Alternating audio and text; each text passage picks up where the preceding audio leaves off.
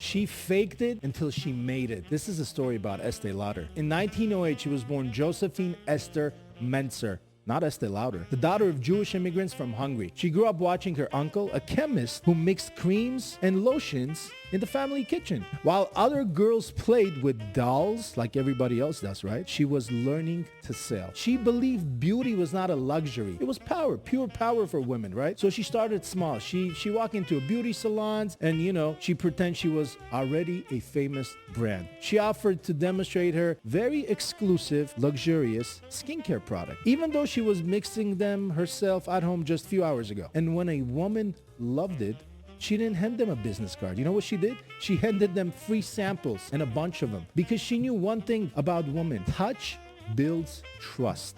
That's how she started. One jar, one face, and a single conversation at a time. Most people wait to get discovered. Estée didn't wait. She didn't wait to get discovered. She created the illusion that she already was discovered. That's why I said, have you ever heard of the story, fake it till you make it? Well, this is the classic example. When she couldn't get into high-end stores, you know what she did? She would walk in pretending already that she had this massive deal. I'm just here to restock my products. Forcing to buyers ask, wait, what? Who are you? What products? One day she did this at Saks Fifth Avenue. Security guards, they escorted her out.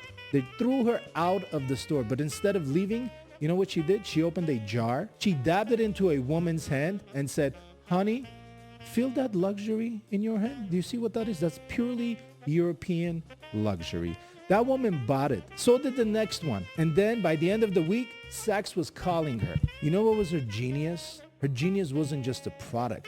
Everybody thinks it's the product that's genius. It was her performance. Estée understood that psychology of luxury before anyone else. By the time she retired, her company was worth about $2 billion.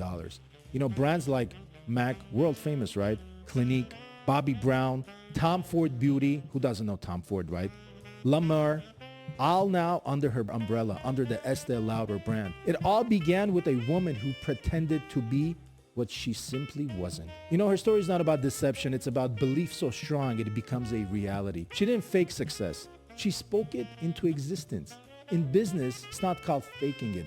It's called vision. And she had it decades before the world caught up to her.